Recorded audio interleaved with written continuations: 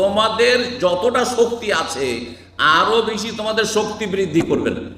ব্যক্তি জীবনে শারীরিক শক্তি যতটা আছে আল্লাহ শরীরকে সুস্থ রাখবেন, মানসিক শক্তি যতটা আছে আল্লাহ মেন্টাল দিক থেকে মানসিক দিক থেকে আরো ভালো রাখবেন, এলেম বিদ্যা বুদ্ধি যতটা আছে তার চাইতে বেশি আল্লাহ শক্তিশালী করবেন, পারিবারিক যতটা শক্তি আছে তার চাইতে বেশি আল্লাহ দেবেন, সামাজিক বা রাষ্ট্রীয় যতটা শক্তি আছে মুসলিম দেশগুলির তার চাইতে বেশি আল্লাহ শক্তিশালী করবেন যদি কি করে তওবা ইস্তিগফার করে। তওবা ইস্তিগফার করে। আল্লাহ বলছেন ইয়া কওমে, হুদ